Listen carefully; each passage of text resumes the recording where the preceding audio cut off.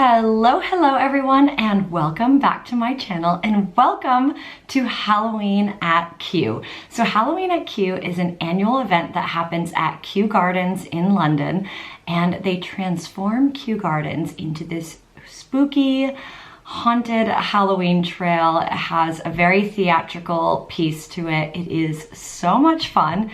It is my second year going to this event, and I absolutely loved it. Dare I say, I think 2025 blew 2024 out of the water. So in this video, I'm gonna share with you my full experience going to Halloween at Kew. I'll give you some of the practicalities on when the event is, what to wear and bring, but also I wanna share with you just some of the magic of what the experience is like, with the goal of inspiring you to book and go and experience it for yourself. And then for those that are not living in London and are not able to get here for the event, I will only do voiceover for the first part of the video. I will then transition later in the video to just spooky music with the walking trail. So if you want to feel a little bit of what the experience is like, make sure you also stay tuned and watch the video all the way through. So if that sounds good, let's jump in. So we arrived at Halloween at Kew for the moonlight session, which is after 7:30 p.m. And out of the three options, this is as scary as it gets, but still is described as being suitable for all. So the way that they do this to make it accessible to all ages of the family is that the daylight sessions run up until 6 p.m. These are the most suitable for young ones who need to get back home for bed early.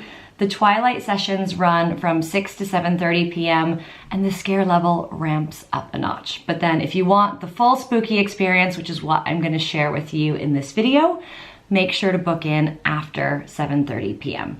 Now, in terms of some practicalities, the last entry is 8:30 p.m. and the gardens themselves close at 10 p.m.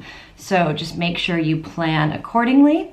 And the event itself runs from the 17th of October through the 2nd of November. And there are some different time slots in there, so I encourage that you go on the website and check. Before you go to the trail, there's a whole area with food and drink. We got these loaded hot chocolates with whipped cream and marshmallows, and we also had a mushroom truffled pizza, which we scoffed down too quickly and didn't film. And then it was off to hit the trail. So as we entered the trail, one thing to let you know that was really special this year is that there are actors throughout who do give you some kind of good-natured spooks and scares. So you will see me dipping in and out with some spooky experiences for you to enjoy. Look, come on, we haven't got all night for you to Instagram the dead. Come on! Keep moving. So disrespectful to the dead. Come on in, come on in. The creepy crawlies and the menacing monsters will definitely get you. So come on in, hurry those feet and move along. So she wasn't wrong, except I was YouTubing the dead, although I will post a reel on Instagram as well. So make sure you follow me there if you want to see a different side of it. But as you can see in this footage, Kew Gardens really transforms, and it transforms into this glowing, ghostly adventure. It's a bit eerie, a bit magical, and so beautifully done. And I love that it's produced by the same people as Christmas at Kew, because you get such a wonderful theatrical experience. Welcome to the Cirque de Nuit, the greatest show you'll ever see. Please fill up from the front, then you'll be in the splash zone for the trapeze act. So what was great about this experience is you go through different areas that are themed around things that people would find spooky. So one minute you're passing a forgotten fairground, the next you're peering into Frankenstein's lab, or maybe you see these gigantic glowing spider webs with equally creepy spiders to match. There was even one section that really recreated a thunderstorm with incredibly accurate detail. It was so cool. So there are no kind of jump and scare you from behind kind of moments, which I really appreciated because I think that would just spike my anxiety way too much. But what I did love is just the theater of it all, and the magic of it all was just so wonderful for us to experience. Why aren't you running? So as mentioned, this was my second year attending, and I have to say, I think they really outdid themselves. The event felt much more curated this time. The transitions between the different areas felt a bit smoother. The sound and lighting was amazing. And there just felt like in each area there was an element of storytelling that was unique to that area. So you almost feel like you're immersed in these different worlds throughout. And if you are thinking of going, I would definitely say, as mentioned, there are different time slots for children and adults. So you can definitely pick your level of spookiness. But this one actually I quite loved, because if you can see something moving back on the screen, it's a gigantic spider.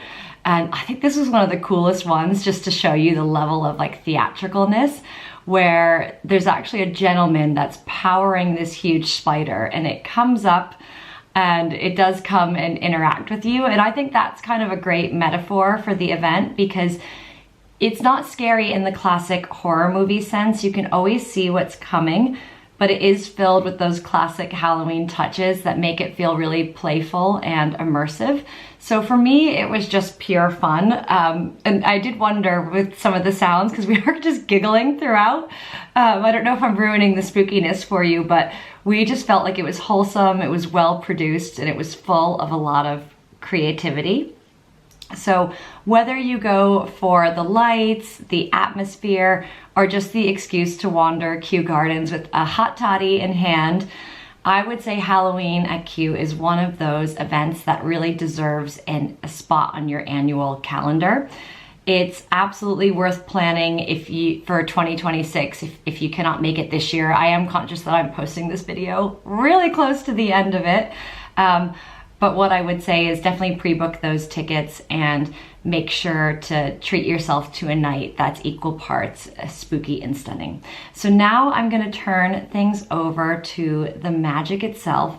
So sit back, enjoy the music, and get a feel for what Halloween at Kew is all about. And I will pop back on at the end of the video to do a little summary before I sign off.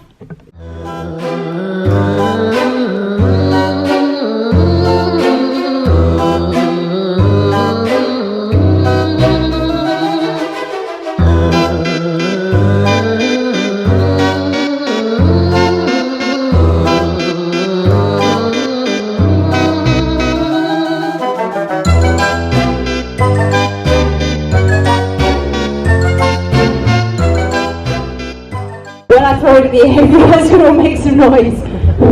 Okay, here we go. 1, 2, 3. Oh, that was close. Any last words? And that's what you'll be screaming as you're trolling from them! Your sacrifice is noble. Off you go. No.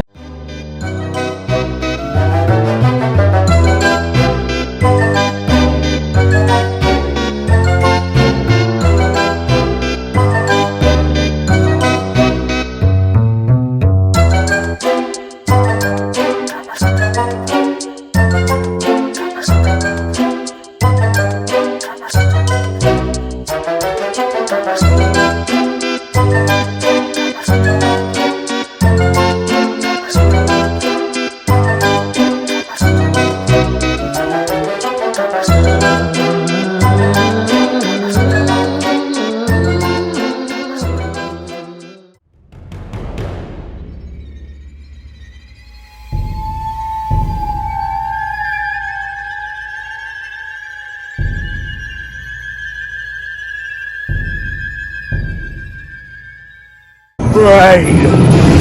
Where brain? Where?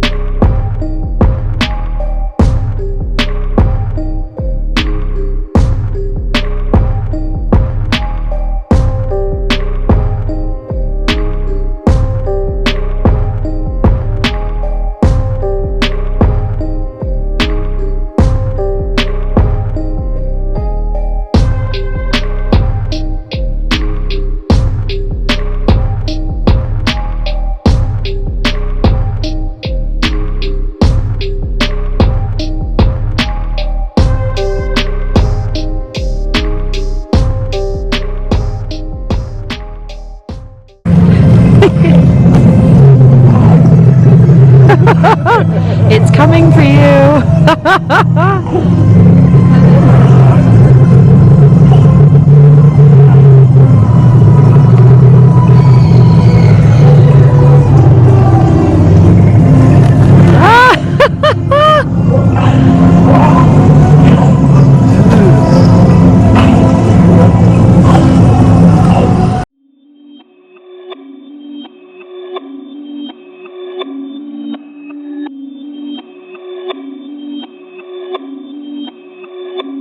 Perfect.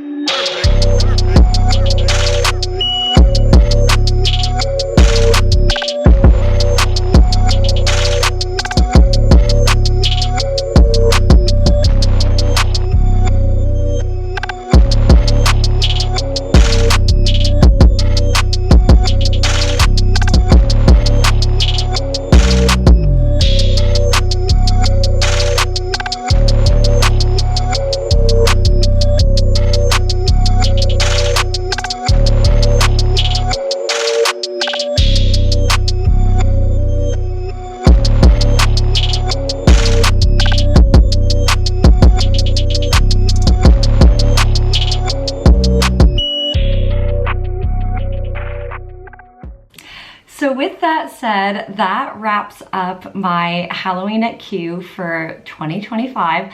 I will leave the 2024 video linked down below, so if you want to check it out for context, you can.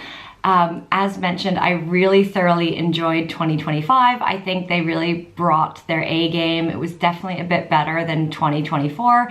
It's by the same producers as the Christmas at Kew, which I also have, I think, 2 videos on my channel about, so make sure you check that out. I can leave all those linked down below as well, so they're easier to find. But that one I definitely recommend pre-booking because it sells out really quickly.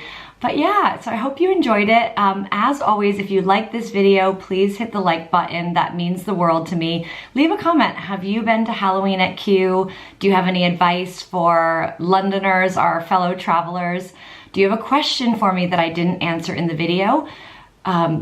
Please let me know. And for advice and tips, sharing is always caring here on this channel. And last but certainly not least, I would love it if you would consider subscribing to my YouTube channel. I create travel and lifestyle videos, and I would love to have you join me on this wonderful YouTube journey. Thanks again for tuning in, and I will see you soon.